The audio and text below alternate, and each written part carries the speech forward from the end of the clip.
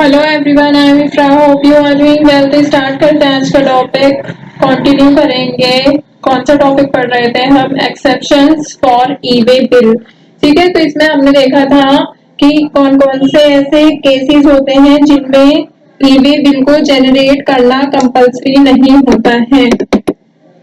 तो आपने देखा होगा कौन कौन से पढ़ लिए थे अभी तक। एक बार रिवाइज कर लेते हैं, फिर आगे उसको कंटिन्यू करेंगे। 6 केसेस ऐसे हमने पढ़ लिए थे।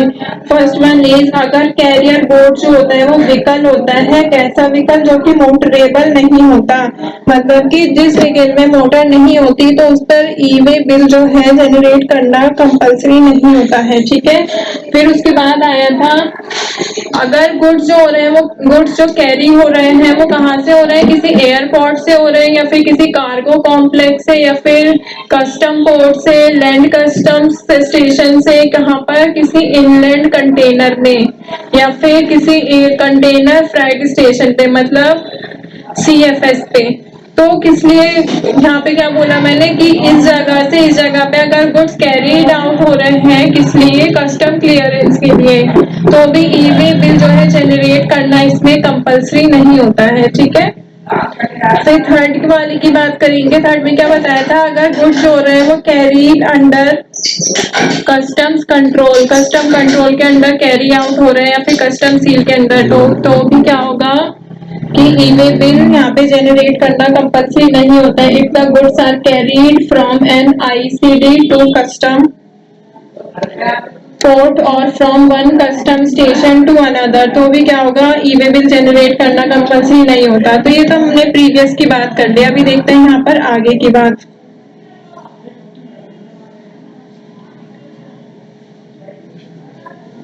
तो यहाँ पे 7th देखते हैं, आगे कंटिन्यू करते हैं। If the vacant cargo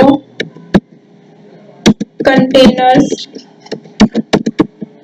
are being carried, तो देखिए इस वाले पॉइंट में क्या कहा गया है कि खाली जो होता है, खाली माल कंटेनर ले जा रहे होते हैं, मतलब कि वेकेंट मतलब आपको पता है खाली होता है।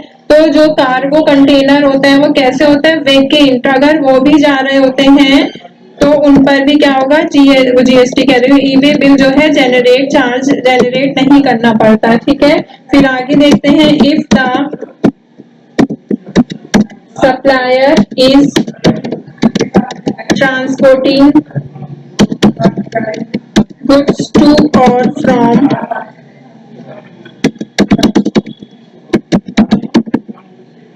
the business place and a weighbridge within 20 kilometers of distance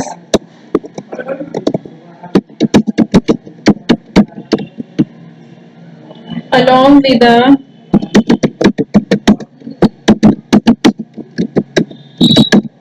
delivery challan. तो इसमें क्या कहा गया है कि अगर सप्लायर जो है वो ट्रांसपोर्ट कर रहा है गुड्स को, ट्रांसपोर्ट किसका हो रहा है? गुड्स का। कहाँ पर या फिर कहाँ से? बिजनेस प्लेस से या फिर किसी वेग ब्रिज से। कहाँ पे? विद इन 20 किलोमीटर, 20 किलोमीटर के अंदर। मतलब कि इसमें कहा गया है किसी बिजनेस प्लेस से या फिर किसी वेग ब्रिज से अगर गुड्स को ट्रांसपोर्ट किया जा रहा है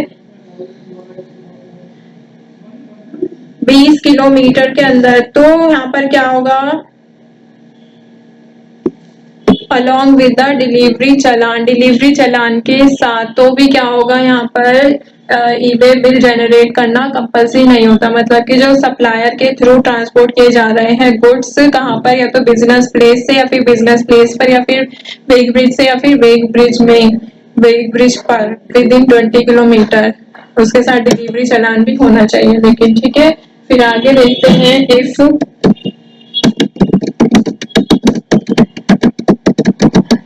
goods are transported by rail where the supplier is the central government,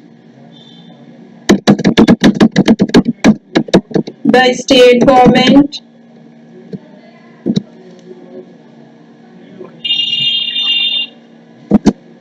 or any local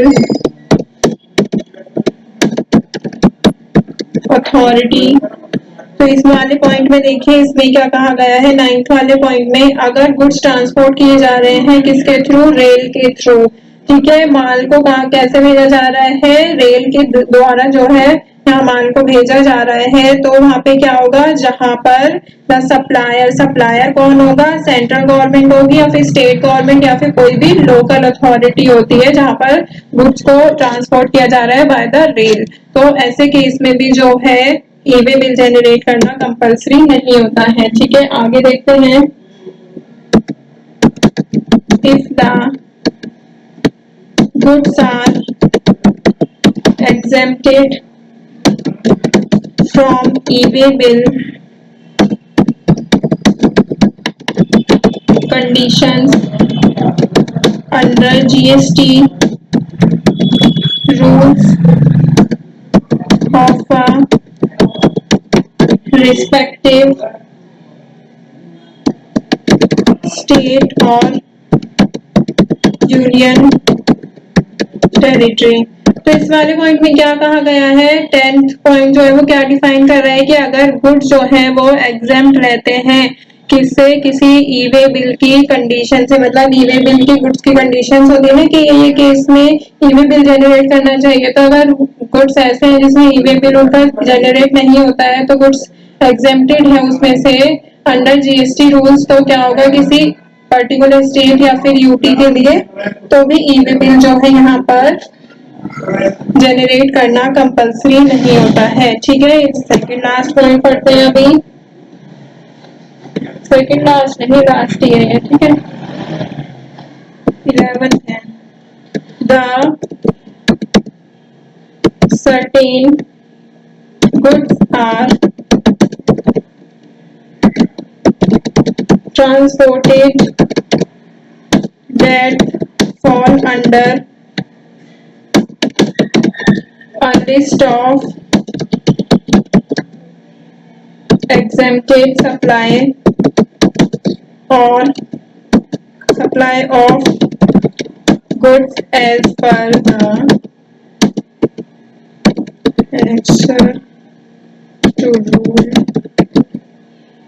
138 under section 14 schedule, in which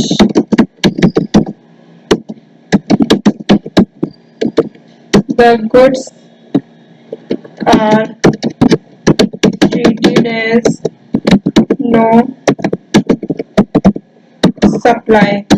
तो देखिए इस वाले लास्ट में क्या कहा गया है कि अगर if certain goods are transported, मतलब कुछ गुड्स जो है वो ट्रांसपोर्ट कर दिए जाते हैं कहाँ पर, वो जो कि लिस्ट में, कौन सी लिस्ट में आते हैं, एग्जेम्प्टेड सप्लाई ऑफ गुड्स की लिस्ट में आते हैं। तो ऐसे गुड्स को हम क्या करते हैं, goods are treated as no supply, उसको क्या मानते हैं, नो सप्लाई, मतलब कि ऐसे गुड्स जो होते हैं जिनमें एग्जेम्पशन होता है, मतलब कि छूट होती है, ऐसी जो गुड्स होते हैं, तो ऐसी वस्तुओं पर यहाँ पे क्या होगा, इनको नो सप्लाई की तरह माना जाता है ऐसे गुड्स को, और उन पर भी जो ई-वे बिल जनरेट करना कंपलसरी नहीं होता है। तो हमने एक एक करके सभी कंडीशन देख ली है, तो एक एक बता देती हूँ। फर्स्ट में क्या है, जो व्हीकल तो होना चाहिए बट मोटर नहीं होनी चाहिए उसमें, या फिर गुड्स आ रहे होंगे किसी एयरपोर्ट से, कार्गो कॉम्प्लेक्स से, किसी आईसीडी या फिर कंटेनर प्राइस स्टेशन पे कस्टम क्लियरेंस के लिए, या फिर गुड्स जो है वो कस्टम या फिर कस्टम क्या है, कस्टम सील या फिर कस्टम कंट्रोल के अंदर कैरी आउट हो रहा है, या फिर गुड्स जो है वो कहाँ पर आ रहे हो, किसी आईसीडी से कस्टम पोर्ट पे आ रहा है, या फिर एक कस्टम से दूसरे कस्टम पे आ रहे हो, तो भी ई-वे बिल जनरेट नहीं करना होता है कंपलसरी। और या फिर गुड्स जो है वो कार्गो सॉरी अगर ट्रांजिट हो रहा है क्या कार्गो कहाँ पर, किसी 2 जगह का नाम दे रखा है, नेपाल या फिर भूटान से या फिर इन जगह पर, तो भी ई-वे बिल जनरेट करना कंपल्सरी नहीं होता। गुड्स जो होता है वो ट्रांसपोर्ट किए जाते हैं इंफॉर्मेशन ऑफ डिफेंस की वजह से, तो भी यहाँ पर उनको कैसा माना जाता है, सप्लायर या फिर रेसिपेंट माना जाता है मिनिस्ट्री ऑफ डिफेंस को। तो भी ई-वे बिल जनरेट करना कंपल्सरी नहीं होता। खाली यहाँ पर जो होता है कार्गो कंटेनर अगर वो जा रहे होते हैं तो उनके लिए भी ई-वे बिल जनरेट करना कंपल्सरी नहीं होता है।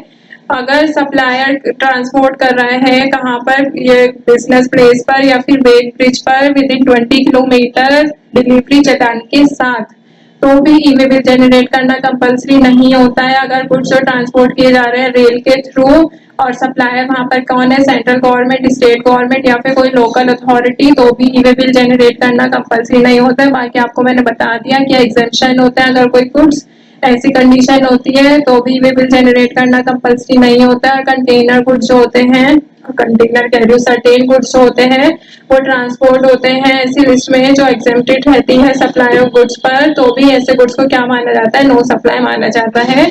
और ई-वे बिल जनरेट करना इन सब के लिए ही कंपल्सरी नहीं होता है। तो टॉपिक होता है कंप्लीट। मिलते हैं नेक्स्ट सेशन में। Stay tuned and thank you.